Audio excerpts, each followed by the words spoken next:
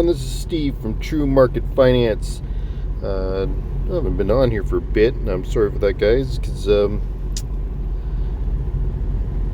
markets this year have just been kind of crazy. So what you want to do is take your profits when you can. Something I've been watching today is, or for Monday, is Bank of America. I've been watching this one for a bit.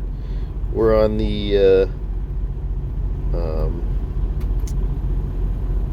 daily chart right here, but if we scroll out here to the weekly chart, we'll see that we've been into a double bottom here, and with that, I believe that Bank of America is going to go higher.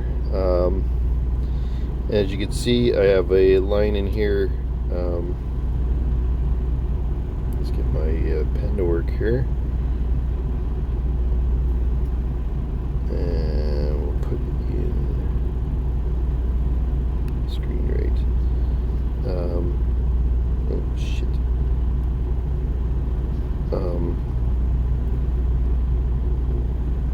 Right here, we can see that once we break through this line that I've created, which is kind of a trend line, which is, I believe this one here is the true trend, but I figured we'll give it a little bit more here. So and I've bought on Friday, I guess it was, I bought some shares in Bank of America, and I'm planning on just letting it ride. What a lot of times I'll do with the Haganachi candlesticks, I'll wait a lot of times to get full candlesticks, and then in that way I can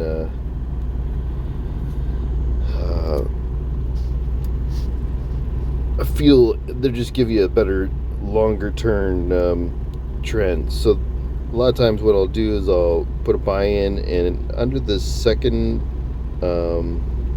candlestick is where I'll put my stop, and each day I'll just move it up each day and let it fall, because as you can see in the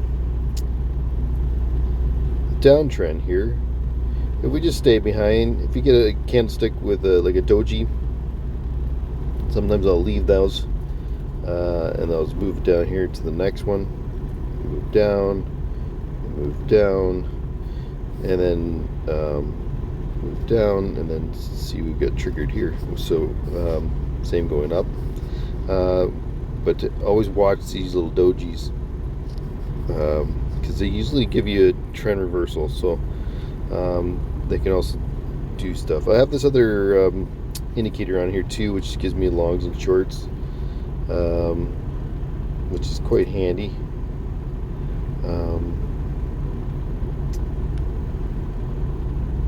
So that is a nice feature to have a lot of times, because it'll show me kind of the trend a little bit better, I find.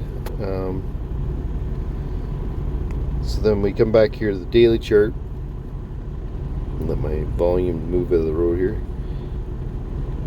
and see we're right on the grasp of it. And a lot of times I'll stay on the bigger charts, but then sometimes I'll come out to the 4 hour just to kind of get a better picture of what's kind of happening.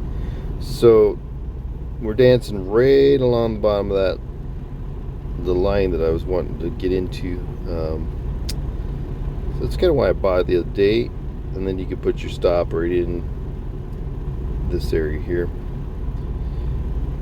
or you could even go in down here to be a little more conservative if you want to do it on the 4 hour chart, and then bounce back out to the daily. And once it bounce back out here to the daily, so once we get that's a movement, because you'll be kind of in the middle of one of these. So once you get it to come down around here on the second bar, and then you just follow that second bar all the way up, and then in that 4-hour one, then you get that little get of I've even some charts, depending on what the chart is. Sometimes I have these little I forget what they're called. I gotta look it up. Let you guys know. But these boxes are kind of nice. They kind of give you a bit of a direction of what's going on. So sometimes what I've done for, like, if I was going to buy into like the next day, then I would probably sometimes put my stop down in here too. Sometimes, oops, down the bottom of this here, and then once we get into the daily chart, and again, once we get into the second bar, once our stop moves up into the second bar, and then we'll just follow that all the way up. It's a good way of doing it. In this choppy market nowadays, like this is Bank of America, and I believe that it's going to be a longer trend. So sometimes what I've been doing with the longer, with my other stuff too, is I'll find a, move this up here a bit more, like I did here with, I put this red line in here at one point to mark a resistance level, or where it could bounce off of by scrolling out to the longer time frames, and you could kind of see. So if we got into this one back here where it told us to go long, I normally would wait till see, it's told you to go long here, which in this one you probably could, but I'd probably usually wait till it breaks the actual trend here, and also you have a resistance area right here, so you want to kind of wait for it to break out there as well. Once it breaks out, and then you could buy on that, like this candlestick here, and then move our way up. And you could have put a if you want to be conservative, put a trailing or not trailing, a limit order right here, and it would have got triggered and sold your position. So with that, if it breaks through that resistance level, then we just put another buy limit order above that, put our stop down below, and then take it to the next trend line.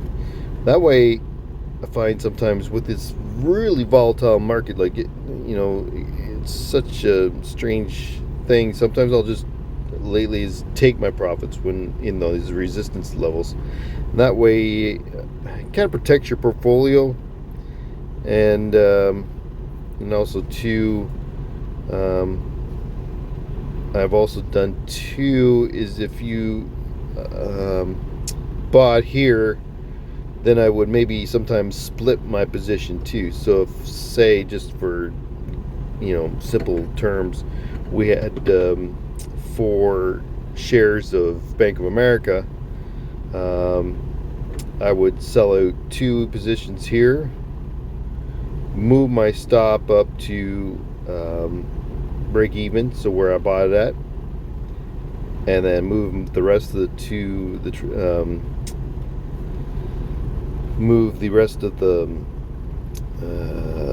limit order, or the take profit order, up to this resistance line. So then when it crossed up here, then we would sell the other 2 positions. So that way, if all of a sudden at this resistance level it decided to turn back down and the market went all the crap again, we would have still made half of our position. And also by moving it up to at that time, moving it up to where we had bought, like our stop up to the bought position, you can also do what I was showing to you too. You can keep moving up your stop up here all the way along, and then it would sold here, and then bought another position, and then we just take our profit up here. You can do that as well if you want to be super conservative. Sometimes I'll just leave my stop down below, and then once I trigger that first take profit, then I'll just move my stop up to break even, so then if it does turn on me, I'm not going to lose any money, except for the commissions of the portfolio. And then put our next trailing, or take profit at the top at this resistance line. If it breaks this, then we put in another buy and do the next resistance level. We are on the weekly here. I was on the weekly. So then the next one would be up here. It's showing. And then with that, actually with my volumes actually showing me that one. So you could take it up to this next volume, which is the highest volume. So you can break here. Once this one breaks, put in another one here, and then move it up to your next trailing, or take profit at the top of this one, and just keep moving that. And then as it turns over, then there's 6,000 stocks out there. You can just go grab another one, and that way it always keeps your portfolio safe, and we're always making money, and in the end that's a win-win. Anyway, guys, I hope that's been helpful, and I'll talk to you again. Bye-bye.